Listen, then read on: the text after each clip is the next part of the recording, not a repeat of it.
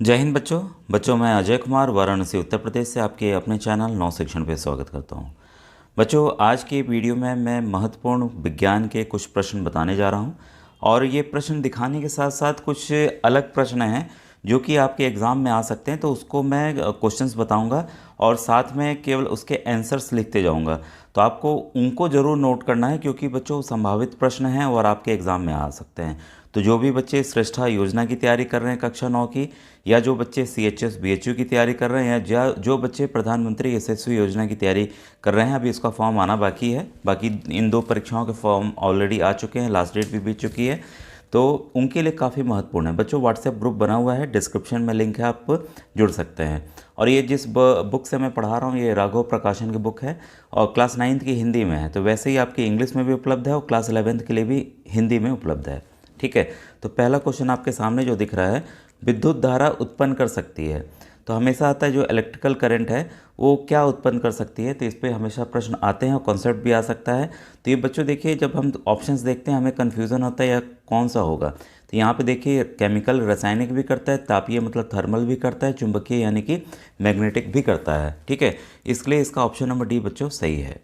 इसके बाद है, बूझो के चाचा जी ने उसके गांव के निकट विद्युत लेपन का एक कारखाना लगाया। क्लियर है, इस कारखाने के अपशिष्ट का निपटारा उन्हें करना चाहिए। ठीक है, तो हमेशा जो वेस्ट निकलता है उसकी बात होती है, भाई उसको कहाँ करना चाहिए। ठीक है, तो उनको मतलब कई भाई देखते हैं ना कि नदी तालाब सब गंदे होते जा रहे हैं, खेत में फेंक दे जा रहे हैं, तो ऐसा कुछ भी नहीं करना है। करना क्या है, जो स्थानीय प्रशासन है, एडमिनिस्ट्रेशन है, उनके द्वारा जो दिशा निर्देश दिए गए हैं, भाई यहाँ आपको कचरा फेंकना है वहीं हमें फेंकना चाहिए। तो इसलिए इसका ऑप्शन नंबर आपका डी दूसरे का सही है। ठीक है, अब देखिए नेक्स्ट क्वेश्चन आपके सामने। जब किसी चालक विलयन से विद्युत धारा प्रभावित की गई तो उसका रंग परिवर्तित हो गया, यह इंगित करता है कि विद्युत धारा का, अब देखिए जब भी कोई सॉल्यूशन होता है उसमें इलेक्ट्रिक करंट पास करते हैं, कुछ ना कुछ बदलाव आते हैं। तो इसका जो आंसर होगा क्या है, रासायनिक प्रभाव है या तापीय प्रभाव है, चुंबकीय प्रभाव है या प्रकाशीय प्रभाव है। तो ये बच्चों जब भी होगा कोई भी केमिकल, कोई भी सॉल्यूशन कलर चेंज कर रहा है, कुछ और हो रहा है, तो हमेशा वो केमिकल प्रभाव यानी कि रासायनिक प्रभाव होगा। तो ऑप्शन नंबर ए सही है। निम्नलिखित में से कौन से विलयन से विद्युत का चालन नहीं होता। ठीक है, विद्युत देखिए जो इलेक्ट्रिक जो करंट है उसी सॉल्यूशन में नहीं होगा जिसमें कि आयंस नहीं होंगे। ठीक है, तो आयंस आपके नींबू के रस में है तो यहाँ इलेक्ट्रिक करंट जाएगा, सिरका में है इसमें भी जाएगा क्योंकि एसिड खुद ही है, टूटी का नल ये खुद ही आयंस से भरपूर होता है, ये डिस्टिल्ड वाटर नहीं है। याद रखिएगा, अगर डिस्टिल्ड वाटर रहे, ठीक है, या वनस्पति तेल रहे, तो उसमें विद्युत चालन जो है इलेक्ट्रिक करंट फ्लो नहीं करेगा। ठीक है, तो इसका ऑप्शन नंबर डी सही है, साथ में डिस्टिल्ड वाटर भी आप याद रखिएगा। ठीक है बच्चों, नेक्स्ट क्वेश्चन है, विद्युत लेपन द्वारा वस्तुओं को चमकदार बनाने के लिए निम्नलिखित में से किस धातु का उपयोग किया जाता है। ठीक है, तो इसमें याद रखिएगा, जो आप देखते होंगे आजकल रेलिंग्स हो गई, सीढ़ियाँ हो गई, कहीं कहीं जाते होंगे आप, तो वो चमकता रहता है, तो उसके ऊपर क्रोमियम की परत, क्रोमियम की परत, ये इसका सिंबल है आपका पीरियोडिक टेबल वाला, तो क्रोमियम की परत बच्चों चढ़ाई जाती है। अब जो मैं प्रश्न बताने जा रहा हूँ बच्चों, और उसका काफ़ी ज़्यादा वो भी एक्सप्लेन भी कर सकता हूँ कई चीज़ों को मैं, तो कुछ चीज़ें एक्सप्लेन करके तब मैं सवाल पे आता हूँ ताकि आपको समझ में आए। ठीक है, तो आप ज़रूर इसको नोट डाउन कीजिएगा, काफ़ी इंपॉर्टेंट है बच्चों।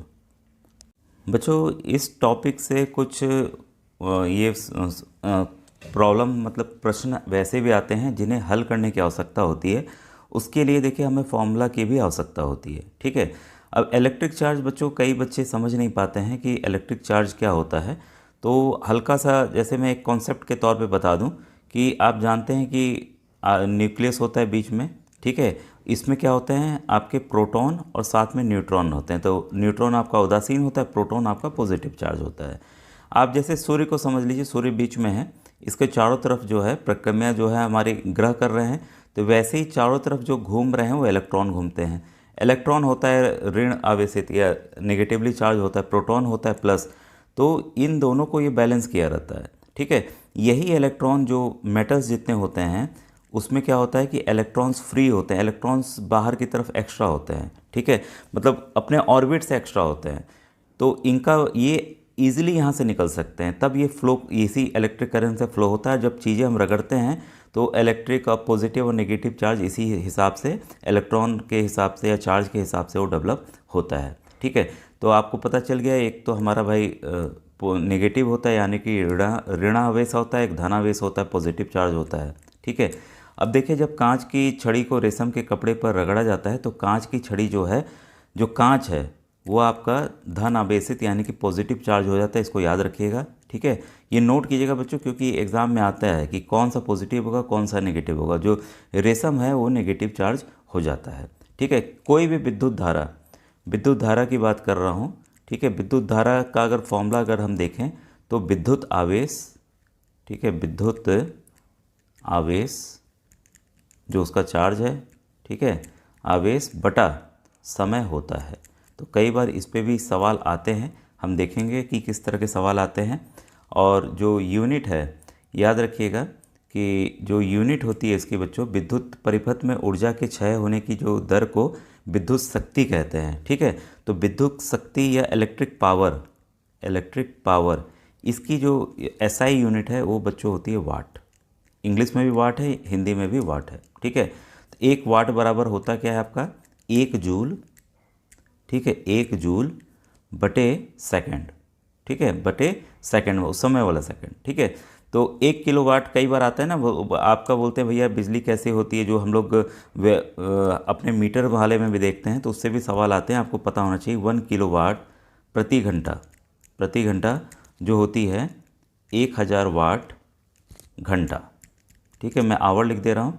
तो इसको जब हम बदलते हैं तो इसमें देखिए 1000 सेकंड में इसको हमें बदलना है, 1000 वाट। ठीक है, गुणे 1 घंटे को अगर सेकंड में बने तो 3600, तो ये आ गया आपका सेकंड में। ठीक है, तो जो फॉर्मूला है देखिए जूल वाला हम लोग देखते हैं वो यही है, ये हो गया आपका इसमें 3.6 इंटू 10⁶ वाट सेकंड, और वाट सेकंड को ही बच्चों जूल कहते हैं। तो होता है ना 1 किलोवाट घंटे में कितने जूल, तो 3.6 इंटू 10⁶ आपका जूल होता है, या हिंदी में भी आप जूल ऐसे लिख सकते हैं। ठीक है, तो ये फॉर्मूला याद रखिएगा, ये इस तरह से डेराइव हुआ है, इस तरह से वो आया है। ठीक है, अब देखिए विद्युत बल्ब आप लोग जानते ही हैं कि इसमें तंतु में धारा प्रभावित की जाती है, तो तंतु का प्रतिरोध जो है अत्यधिक होने के कारण तापमान उसका जो है वो 1500 से 2500 डिग्री सेल्सियस तक बढ़ सकता है। ठीक है, और इलेक्ट्रिक प्रेस आप जानते ही हैं, और उसमें इलेक्ट्रिक प्रेस जो गर्म होता है उसमें नाइक्रोम का तार लगा रहता है, नाइक्रोम। ठीक है, और इसमें जो है ये ज़्यादा इम्पॉर्टेंट है कि नाइक्रोम किससे बना होता है, तो नाइक्रोम में बच्चों 80% निकिल होता है। ठीक है, निकिल होता है, और 20% आपका क्रोमियम होता है, जो अभी स्टेनलेस स्टील में मैंने बताया था। तो इसको आप ज़रूर नोट डाउन कर लीजिएगा। ठीक है, तो इस वजह से वो तार गर्म होता है और प्रेस भी हमारा गर्म हो जाता है, हम लोग प्रेस कर पाते हैं। विद्युत फ्यूज आपको पता है, तो ये में जो फ्यूज़ होता है वो इसलिए होता है ताकि अधिक जो इलेक्ट्रिक करंट जब आए, वोल्टेज बढ़े, तो वो गल जाए और अंदर के जो इंस्ट्रूमेंट्स हमारे हैं, टीवी है, फ्रिज है, वो जले ना। तो इसमें बच्चों तांबा, ठीक है, तांबा नोट कर लीजिए। फिर आपका टिन और सीसा यानी कि लेड होता है। ठीक है, तो 3 चीज़ों से वो बनता है। ठीक है, तो फ्यूज़ को परिपथ के श्रेणी क्रम में संयोजित किया जाता है, याद रखिएगा, सीरीज में लगाया जाता है। तो ये भी सवाल आते हैं इस तरह के। ठीक है, और बाकी सेल होते हैं, विद्युत सेल एक ऐसी युक्ति है जो रासायनिक ऊर्जा को विद्युत ऊर्जा में परिवर्तित करती है। तो ये आप चीज़ें पता है। इसमें देखिए कई बार आता है कि इसमें से प्राथमिक सेल बैटरी, जो आप कई तरह की मोबाइल की बैटरी हो गई, टॉर्च की बैटरी हो गई, तो कई तरह की बैटरियाँ होती हैं। तो एक प्राथमिक सेल होता है जिसे हम प्राइमरी सेल भी कहते हैं। ठीक है, तो इसमें देखिए इस प्रकार के सेलों में जो विद्युत अपघटन को एक बार उपयोग में लेने के पश्चात पुनः आवेशित नहीं किया, एक बार ख़त्म तो ख़त्म। ठीक है, तो ये जो है केमिकल इफेक्ट पे रहता है, यानी कि रासायनिक अभिक्रिया पे ये बेस्ड होता है। तो इसमें लैंक लांसी सेल, ठीक है, लैक लांसी, इसको नोट कर लीजिएगा, इंपॉर्टेंट है, आता है बच्चों। ठीक है, देखिए जो बच्चे ध्यान से पढ़ेंगे उनको कंफर्म है कि उनके एक अच्छा पेपर जाएगा, और नोट डाउन करना बहुत ही ज़रूरी है। ठीक है, एक डैनियल सेल हो गया और एक वोल्टियर सेल हो गया। ठीक है, तो देखिए ये 3 तरह के सेल आते हैं प्राथमिक में, इंपॉर्टेंट है इसलिए मैं बता रहा हूँ, ठीक है। इसके बाद देखिए द्वितीयक हो गया, द्वितीय या सेकेंडरी सेल हो गया। सेकेंडरी सेल इंग्लिश में लिख सकते हैं जो बच्चे इंग्लिश में तैयारी कर रहे हैं, ठीक है। तो इसमें जो है सेलों में उत्क्रमणीय क्रियाएं होती हैं। इसमें पहले बाह्य विद्युत स्रोत से धारा भेजकर आवेशित किया जाता है, जिससे विद्युत ऊर्जा सेल में रासायनिक ऊर्जा के रूप में संचित हो जाती है और इसे संचालक सेल कहा जाता है, ठीक है। और एक बार विसर्जित होने के बाद इन्हें पुनः आवेशित किया जाता है। तो आप लोग सभी लोग जानते हैं मोबाइल में इस तरह की जितनी बैटरियां हैं सब द्वितीयक सेल में आती हैं। सोलर, आपको पता ही सोलर बैटरी क्या होती है, जो सौर ऊर्जा को इस विद्युत ऊर्जा में बदलती है, ठीक है। और डायनामो आपको पता होगा मात्रक में। हाँ, ये इम्पोर्टेंट है, एमीटर का क्या कार्य है, ठीक है। एमीटर का क्या कार्य है, तो एमीटर ये देखिए बच्चों, विद्युत धारा को एम्पियर में मापने के लिए एमीटर नामक यंत्र का प्रयोग किया जाता है। और ये हमेशा बच्चों सीरीज यानी कि श्रेणी क्रम में लगाया जाता है। अगर कोई चीज़ बल्ब है यहाँ पे, उसी के साथ एमीटर भी लगाया जाता है, श्रेणी में लगाया जाता है। और ये आपका पैरेलल में होता है, ठीक है। तो ये श्रेणी क्रम में लगाया जाता है। और आदर्श एमीटर का कई बार सवाल आता है, आदर्श एमीटर जो होता है उसका प्रतिरोध कितना होता है, हमेशा सवाल कई बार आया है। तो याद रखिएगा, आदर्श एमीटर का प्रतिरोध जो है वो 0 होता है। इसको आप ज़रूर नोट डाउन कीजिएगा, 0 वैल्यू होती है। अब दूसरा आता है बच्चों वोल्ट मीटर, ठीक है। वोल्ट मीटर, ठीक है। तो ये देखिए वोल्ट मीटर का जो प्रयोग है विभव अंतर मापने के लिए किया जाता है, यानी कि पोटेंशियल डिफरेंस मापने के लिए किया जाता है। और ये हमेशा समानांतर क्रम में लगाया जाता है। एमीटर आपका सीरीज़ में लगाया जाता है, तो ये उल्टा उसके नीचे लगाया जाता है वोल्ट मीटर, ठीक है। तो ये याद रखिएगा। और एक आदर्श वोल्ट मीटर का प्रतिरोध यानी कि रेजिस्टेंस इन्फिनिटी होता है, यानी कि अनंत होता है। इसको आप ज़रूर नोट डाउन कीजिएगा, ये वेरी इंपॉर्टेंट है बच्चों, ठीक है। अब ध्यान दीजिएगा, जो इम्पोर्टेंट है ये भी बहुत इंपॉर्टेंट पॉइंट है जो मैं अभी बताने जा रहा हूँ, इसको अलग से नोट कीजिएगा कि गैल्वेनोमीटर को एमीटर में बदलने के लिए एक गैल्वेनोमीटर होता है, जो आप बताइएगा कि इस तरह से आपको इंपॉर्टेंट पॉइंट्स बता दूं कि नहीं, ठीक है। गैल्वेनोमीटर को अगर एमीटर में बदलना है, ये आता है सवाल कई बार, ठीक है। बदलने के लिए एक निम्न प्रतिरोध को गैल्वेनोमीटर के समानांतर क्रम में जोड़ा जाता है। मान लीजिए गैल्वेनोमीटर कोई श्रेणी में है, तो इसको अगर एमीटर में बदलना है तो एक निम्न प्रतिरोध, एक हल्का रेजिस्टेंस का हमें क्या करना है, उसके समानांतर श्रेणी में क्रम में हमें उसको जोड़ देना है। तो वो किस में बदल जाएगा, एमीटर में बदल जाएगा।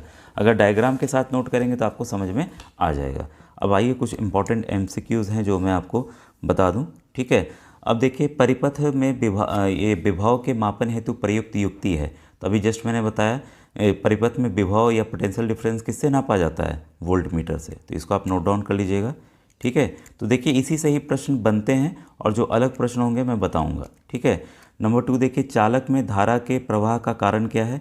तो प्रवाह का कारण जो है मुक्त इलेक्ट्रॉनों की गति है, ठीक है। मुक्त इलेक्ट्रॉन मैंने पहले ही समझा दिया डायग्राम से, ठीक है। फिर है 2 कांच के छड़ें रेशम से रगड़ने के बाद स्वतंत्र रूप से लटकाई जाती हैं, तो उनके मध्य बल कैसा होगा। भाई मध्य बल कैसा होगा ये आप पता चल गया होगा। तो ये आपका प्रतिकर्षण होगा, यानी कि रिपल्सन होगा। जब कांच की छड़ को सिल्क पर रगड़ा जाता है तब कांच की छड़ पर प्राप्त आवेश क्या होगा, अभी मैंने जस्ट बताया था। ये आपके लिए मैं चौथा सवाल आपको बताना होगा कि आंसर लिखिए बच्चों। ऋणात्मक होगा, धनात्मक होगा, ऋणात्मक धनात्मक होगा, उपयोग में से कोई नहीं। ये मैंने स्टार्टिंग में ही आपको समझाया भी है, बताया भी है। अब देखिए ऐसे पदार्थ जो अपने भीतर विद्युत धारा का प्रवाह होने देते हैं क्या कहलाते हैं, सिंपल क्वेश्चन है, उन्हें हम सुचालक कहते हैं। उन्हें क्या कहते हैं, सुचालक। आपको क्या करना है बच्चों, वीडियो पॉज कर करके नोट करना है जिस हिसाब से मैं सवालों को यहाँ पढ़ा रहा हूँ। अब ये टॉपिक आपका कंप्लीट हो जाएगा, ये ध्यान रखिएगा। निम्नलिखित में से कौन सा कुचालक नहीं, तो कुछ भी ऑप्शंस आ सकते हैं, तो कुचालक को नहीं है, ठीक है। तो इसमें आपका माइका कुचालक है, लकड़ी कुचालक है, रबड़ कुचालक है, इस तरह की चीज़ें कुचालक रहेंगे। कोई भी धातु दे देगा वो आपका सुचालक होता है, उस धातु को आप छांट लीजिएगा, ठीक है। निम्नलिखित पदार्थों में से कौन विद्युत चालक है। विद्युत चालक चीनी की मिट्टी, अभ्रक, कांच, अल्मुनियम। तो भाई अल्मुनियम यहाँ मेटल है तो साफ साफ पता चल गया अल्मुनियम है, बाकी सब चीज़ें आपकी कुचालक हैं, ठीक है। अब कुछ अच्छे सवाल हैं। देखिए हाँ, प्रत्यावर्ती धारा की आवृत्ति होती है, ठीक है, ये इंपॉर्टेंट है। ये मैंने बताया भी नहीं है, प्रत्यावर्ती धारा, ठीक है, कि आवृत्ति यानी कि उसकी फ्रिक्वेंसी कितनी होती है, तो इम्पॉर्टेंट है। तो ये होती है बच्चों 50 हर्ट्ज़, 50 हर्ट्ज़ होती है। इंपॉर्टेंट क्वेश्चन है। विद्युत धारा का मात्रक है, ठीक है। तो अभी जस्ट हम लोगों ने डिस्कस किया एम्पियर, तो इस उसको एमीटर से एम्पियर भी याद कर सकते हैं, जो विद्युत धारा को मापता है एम्पियर, ठीक है। इसके बाद है निम्नलिखित में से कौन विद्युत का स्रोत नहीं है, तो विद्युत जनित बैटरी, रेडियो और विद्युत सेल, ठीक है। तो पता चल गया होगा कि इसका रेडियो है। इसके बाद है विद्युत शक्ति का मात्रक है, अभी जस्ट हमने देखा। तो विद्युत शक्ति का क्या मात्रक है मैंने बताया, अभी आप मुझे कमेंट सेक्शन में बताइएगा। फिर 1 वोल्ट मीटर किसके कितने जूल के बराबर होता है, ये आप मुझे कमेंट सेक्शन में बताइएगा, ठीक है। तो मुझे लगेगा कि आप पढ़ रहे हैं, ठीक है। इसके बाद है देखिए, हाँ ये इंपॉर्टेंट है जो मैंने बताया है, विद्युत इस्त्री में प्रयुक्त नाइक्रोम के तार में निकल और क्रोमियम का प्रतिशत कितना है, तो ये मुझे बताइएगा, ठीक है। इसी बहाने आपको याद हो जाएगा। विद्युत हीटर में प्रयोग किया जाता है क्या, नाइक्रोम का तार, तांबे का तार, चांदी का तार, एल्युमिनियम का तार, मुझे बताने की ज़रूरत नहीं, आपको इसका उत्तर पता होगा। बच्चों अगर इस तरह के और वीडियोस चाहिए जैसे मैं पूरे टॉपिक को कवर कर डालूं, तो आप कमेंट सेक्शन में कमेंट कीजिएगा। काफ़ी और महत्वपूर्ण प्रश्न भी बचे हैं, लेकिन समय बच्चों कम है, मुझे स्कूल निकलना है, ठीक है। अब मैं यहीं वीडियो एंड करता हूँ। Thank you very much.